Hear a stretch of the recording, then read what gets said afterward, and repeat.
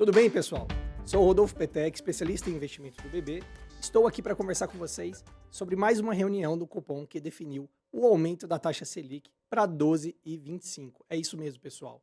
Mais 100 pontos bases de ajuste aí na nossa taxa Selic. E para fazer essa conversa, estou aqui com o Vicente Loduca, estrategista-chefe do Banco do Brasil de Investimentos. Muito prazer, Loduca. Boa noite, Petec. Boa noite, investidores. Boa noite, Trogo. E ali com a gente do Rio de Janeiro, Ronaldo Trogo, gerente de pesquisa macro do Banco do Brasil. Prazer. Boa noite, pessoal. Prazer estar com vocês. Excelente. Pessoal, para começar essa nossa conversa, dirijo aqui ao Ronaldo Trogo. Trogo, e aí vem um aumento aqui de 100 pontos base na taxa básica de juros da economia, e o Copom já deixa anunciado ali uma perspectiva de mais 2 aumentos. Você, enquanto estrategista, entende que vai ser necessário esse movimento mesmo, mais 2 aumentos nos próximos ciclos de reunião do Copom? Não, bacana, Petec. Excelente pergunta. E aí, falando primeiro da decisão do Copom de hoje, né, que foi de 100 pontos base, o nosso cenário contemplava essa alta de 100 pontos base. O mercado tinha uma incerteza muito grande sobre o grau de ajuste que o Copom faria na taxa básica de juros hoje, mas o cenário do Banco do Brasil já contemplava esse ajuste aí de 100 pontos base. E aí, pensando um pouquinho no que levou o Copom a um ajuste de tamanho, né, de 100 basis points, muito em relação à deterioração das expectativas de inflação. Então, mesmo o Copom num ajuste de ciclo, né, subindo a Selic desde a reunião de setembro, as expectativas de inflação continuaram subindo, a deterioração dos ativos continuou acontecendo, e isso vinha incomodando muito a autoridade monetária. Então, diante desse aspecto relacionado à desancoragem das expectativas em todos os anos que a pesquisa Focus cobre, e essa questão relacionada ao preço dos ativos, já se ventilava uma alta na reunião de hoje maior do que da reunião anterior. Mas a nossa expectativa é que, diante do tamanho da deterioração, o Copom faria esses 100 pontos. Um outro ponto para a gente lembrar também foi que recentemente tivemos a divulgação do PIB, que trouxe uma alta muito expressiva de 0,9, mostrando que a economia brasileira continua performando de maneira muito forte, principalmente com questão relacionada a consumo das famílias, investimentos. Então, é uma economia que está superaquecida. O Copom até cita esse ponto na ata, falando que a economia está rodando acima do potencial. Então, esse é um outro ponto que traz uma repercussão para as projeções do Copom, e isso explica um pouco dessa alta de 100 pontos que a gente vivenciou na reunião agora de dezembro de 2024. E aí, lembrando que a Selic, com esse patamar, atinge 12,25. Então, é uma taxa aí de 2 dígitos que nós vamos encerrar o ano de 2024. E aí você me perguntou também, Petec, em relação às próximas reuniões, né? Eu acho que é importante a gente comentar aqui que o cenário do Banco do Brasil já contemplava esse aperto um pouco mais rápido, né? Acontecendo de uma forma mais consistente e no curto prazo. Justamente para que talvez a gente não precise fazer altas sequenciais tão grandes, né? Então, o nosso cenário base, que foi divulgado nas últimas semanas, ele contemplava esse ajuste de 100 pontos hoje, contempla um outro ajuste de 100 pontos na reunião de janeiro, mas a gente entende que a reunião de março, o Copom talvez reduza um pouco o pace e coloque ali uma alta de 50 pontos, terminando o ciclo em 13,75. Hoje, como que o Copom colocou, naturalmente o nosso cenário ganha um viés de alta, porque o Copom está entendendo que pode ser necessário fazer mais 2 ajustes de 100 pontos. Mas aí, um ponto muito importante para a gente ter em mente é que o Copom disse claramente que fará esses 2 ajustes de 100 pontos se as condições continuarem deterioradas. E o cenário que o Banco do Brasil desenha é que justamente essa alta agora em dezembro de 100 pontos, com a alta de 100 pontos também em janeiro, que talvez esse cenário já não esteja tão deteriorado. E aí o Banco Central conseguirá reduzir esse pace, não precisando fazer essa alta aí de março nessa magnitude igual a que a gente observou hoje.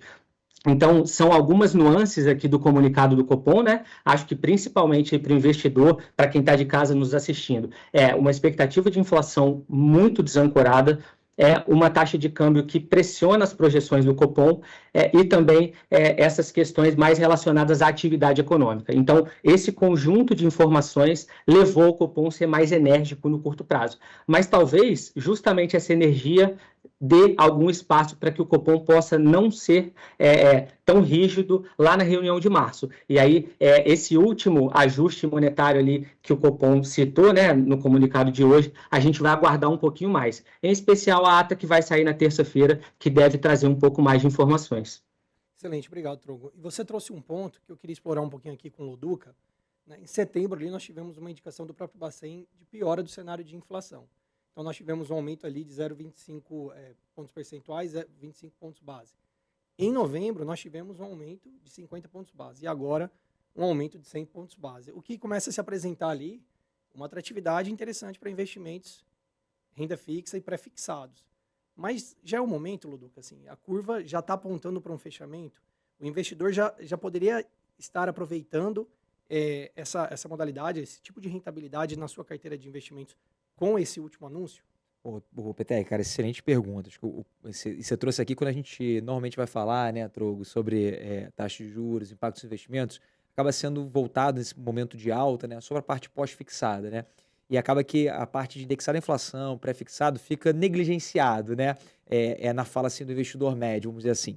E aí esse ponto que você traz é muito importante, porque é onde a gente começa a observar essa possibilidade de entrada em pré-fixado, se a gente acredita, tem como cenário base, né, uma melhora dessa perspectiva que o Trogo trouxe.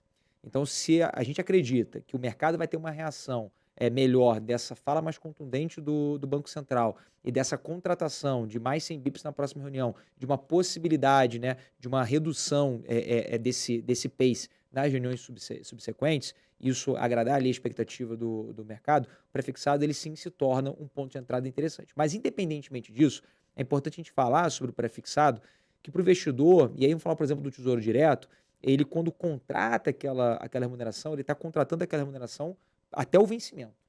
Então, independentemente da marcação a mercado, né, se você tem um fechamento de curva ou não, se você tiver uma tranquilidade com relação à liquidez, você consegue manter esse título até o final do vencimento, você contratou aquela remuneração e ela vai ser honrada. E a gente tem o Tesouro Direto, títulos pagando 14%, quase 15% nos próximos 3 anos. Então, isso daí é na veia, é o contrato ali fechado, firmado. Então, ele continua, e por isso que a gente continua colocando, né, dentro da nossa carteira sugerida, a gente trabalha no processo de diversificação, como esse sendo um das classes de ativos que a gente tem como indicação. E aí, pegando já um gancho já, Petec, assim, a gente falou essa parte de pré-fixado, como você bem trouxe, mas o pós-fixado ele acaba sendo mais atrativo ainda nesse cenário de alta e mais do que só esse cenário de alta. Como o Trogo trouxe, além dessa sequência de aumentos, né, mas você vai ter uma estabilização de uma taxa de juros ainda num patamar alto, ponto. E essa estabilização num patamar alto, o pós-fixado, ele mantém ali ele atrelado à Selic, ele garante esse retorno, né, vinculado ao CDI, que é vinculado à Selic, por um tempo maior. Então, o pós-fixado, a gente acredita que acaba sendo o ano do pós-fixado para 2025. A gente pode falar que a renda fixa como um todo, com bons pontos de entrada no pré-fixado, com bons pontos de entrada indexados à inflação na parte curta, onde a gente acaba preferindo do que uma parte média e longa, e o pós-fixado dado uma Selic mais alta. Então, a renda fixa a gente acredita que vai ser aí para o ano de 2025 a estrela da vez, se a gente pode colocar dessa forma. E você trouxe pontos interessantes, né, Loduca? Para a renda variável, é muito comum o investidor procurar ali pelas análises momento ideal de entrada, mas na renda fixa, esse desafio, ele é muito grande. Se não for maior, tá, Petec? Se não for maior, né? Ele é muito grande. Então, resumo aqui que eu achei muito interessante essa explicação. Ainda há espaço, Trogo trouxe esse cenário também, há um espaço de aumento. Já é interessante olhar para o pré, mas hoje o pós apresenta-se ainda uma excelente alternativa para a carteira, posto esse cenário de alta aí nos próximos ciclos, né? Agora vamos falar um pouquinho de câmbio, né? O Copom sinalizou ali para 2025 um câmbio ainda pressionado. E, Trogo, eu quero trazer aqui. Nosso câmbio continua rodando ali acima dos R$6. Como que fica aí o dólar para 2025? Essa é fácil, hein, Trogo? Essa é fácil, hein? Então, eu ia falar. Essa é uma excelente pergunta, mas o Vicente costuma brincar comigo sempre que o câmbio é o cemitério dos economistas, né? E é verdade, assim, é uma variável muito complexa, muita coisa interfere na trajetória da taxa de câmbio, mas aqui eu vou levar a discussão para algo um pouco mais estrutural. Eu acho que um conceito legal para trazer para todo mundo que está nos ouvindo e nos assistindo é que o conceito de um dólar globalmente forte parece que ele veio para ficar. principalmente quando a gente pega as eleições nos Estados Unidos e toda a política econômica que deve ser adotada a partir de 2025. Então, o governo Trump tem uma ideologia e tem uma formulação de política econômica que é muito, muito bem traçada, né? Então, essas características dão a ideia de que o dólar deve se manter forte ao longo do ano de 2025. Sendo assim, é natural a gente pensar que países emergentes, né, como é o caso do Brasil, vão ter alguma dificuldade adicional. Mas aí, quando a gente pensa em patamares, o que é um ponto-chave na nossa discussão de cenário hoje e essa projeção de dólar para o final de 2025? Como a gente conversou no comecinho do nosso papo, a nossa expectativa era essa já, que o Copom vinha fazendo um trabalho duro, um trabalho contundente, e que o orçamento que o Copom deveria aplicar ao longo dos próximos meses, ele meio que antecipou para fazer de forma mais rápida, ou seja, para mostrar ao mercado que a autoridade monetária está comprometida com a meta de inflação, que é 3%. E aí, quando o Copom faz as projeções, ele está vendo um desafio muito grande em encontrar esses 3%, mesmo quando ele olha lá para o meio de 26%, que a projeção do Copom hoje apontou o IPCA em 4% no meio do ano de 2026. Então, percebam como ainda se mostra distante do 3% que ele persegue. E aí, quando a gente fala de inflação e de taxa de juros, o Copom, com essa reação mais contundente hoje, ele traz justamente a possibilidade dos preços de ativos darem uma guinada nesse finalzinho de ano e também nos próximos meses. Então, a nossa taxa de câmbio, não fugindo aí da pergunta, né, a gente tem o câmbio no ano que vem menor do que o câmbio deste ano.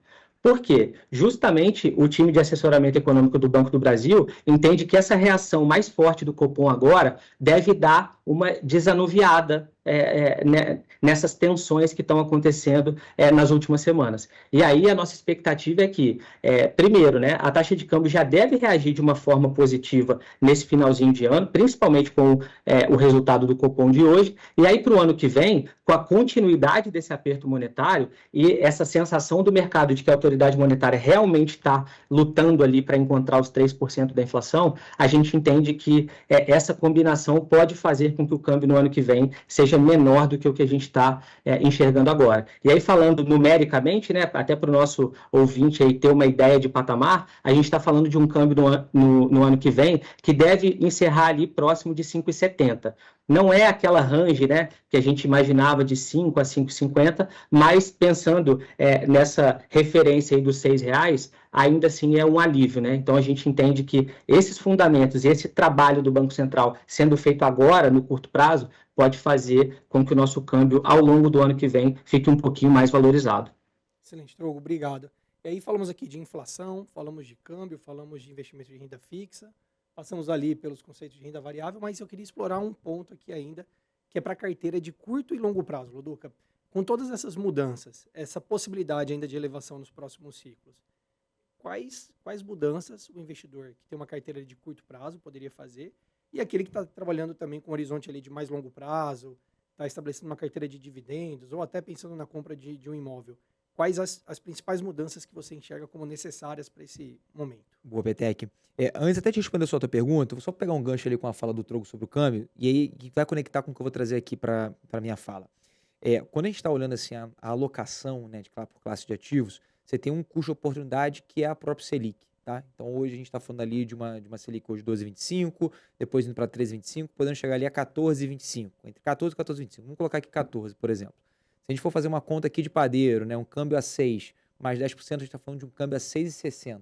Então a gente escuta muitas pessoas perguntando, poxa, mas não é a hora de investir em um fundo cambial? A gente não recomenda, por exemplo, porque o custo de oportunidade hoje para você poder investir no fundo cambial, você tá, sem deixar o dinheiro na mesa, você está esperando pelo menos um câmbio a 6,60 ou 6,70.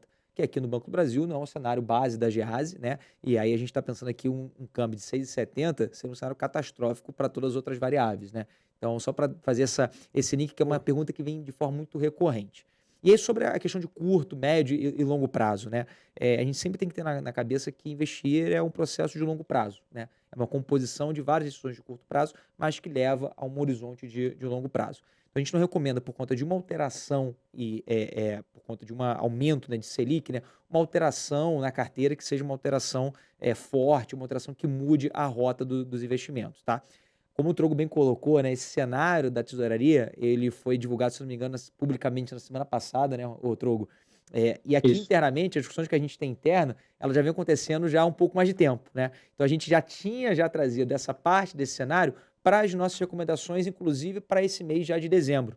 Então esse cenário aqui que aconteceu, apesar de, de repente, para o grande público ser uma surpresa, para as nossas recomendações, ele já existia, tá? Então a gente não recomenda nenhuma alteração, dado que a gente já está recomendando em dezembro, tá? Nessa virada de novembro para dezembro. E aqui a gente tem ali uma alocação um pouquinho maior ali em investimento no exterior. O Trogo colocou bem a questão, né, das políticas do presidente eleito norte-americano, mas a gente acredita que nesse primeiro momento ela pode acaba tendo um efeito benéfico para as empresas americanas, maior consumo, maior lucro também. Isso vai acabar refletindo numa possibilidade de lucro maior das empresas e uma valorização dessas empresas. Então, a gente vê ali uma possibilidade de ganho um pouco mais alto, tá? A gente tinha uma posição reduzida, reduzimos um pouco a posição em novembro, indexados à inflação, e tivemos ali uma sinalização do prefixado com uma redução também leve. Então, para esse mês, por exemplo, a gente voltou para o que a gente chama de estrutural, ou seja, para a nossa alocação base, que é o que a gente traz no início do ano, a partir do momento que a gente revisita, né, os nossos modelos estruturais. Então, hoje, né, o que a gente tem assim para poder dizer para o investidor, não é a hora de fazer nenhuma mudança brusca, não é a hora por conta de uma decisão aqui ou por conta de algum sentimento, alguma reação mais esperada do mercado, fazer alterações na carteira, seja pensando agora, seja pensando para frente, tá? E seguir as nossas recomendações, porque esses cenários eles já são colocados dentro delas, né? Eles já acabam contemplando tanto essa medida aí do Copom, né, de aumento da Selic, quanto algumas outras variáveis que a gente tem muita parceria ali com a Gease, a gente vem sempre internalizando isso um pouquinho antes da gente fazer as nossas recomendações. Então o recado é tranquilidade, calma nesse processo, e eu vou aproveitar e fazer um jabá aqui, a gente lançou hoje alguns documentos sobre onde investir em 2025, onde a gente detalha as oportunidades que a gente enxerga para o próximo ano. E dentro dessa oportunidade, como você já tinha falado, a renda fixa acaba sendo um dos principais fatores. Renda fixa pós-fixada pela Selic alta, indexada à inflação para capturar qualquer repique inflacionário que possa ter no curto prazo. O pré-fixado ele continua tendo uma posição.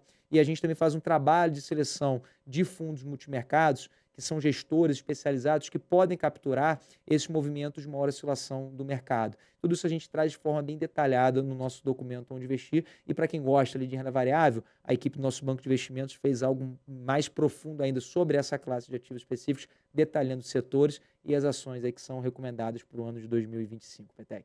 E lembrando, né, Luduca, Onde Investir 2025 e até mesmo para todos os investidores, Onde Investir está lá no nosso Investalk, investalk.bb.com.br. Então, entrem, confiram e conte conosco ali. Se você está aprendendo, tem materiais para você. Se você já sabe um pouco e quer aprofundar, tem materiais para você. E se você quer ter alguém para sempre tomar uma decisão amparada com informações pontuais e precisas, conte com o nosso Investalk. Quero agradecer aqui a presença do Vicente Luduca, do Ronaldo Trogo. Foi um prazer dividir esse momento com profissionais tão admiráveis como vocês. E lembrem-se, se tem reunião do Copom, tem videocast Investalk. Obrigado, pessoal. Valeu, Betec. Luduca, algum recado? Trogo? Só agradecer e falar pro pessoal conferir o Onde Investir em 2025 e desejar boas festas aí se a gente não tiver nenhum outro vídeo até o final do ano. Trogo? Até mais, pessoal. Foi um prazer. Um abraço. Até Valeu, mais. gente. Boas festas. Tchau, Final tchau. de ano. Um abraço. Até mais.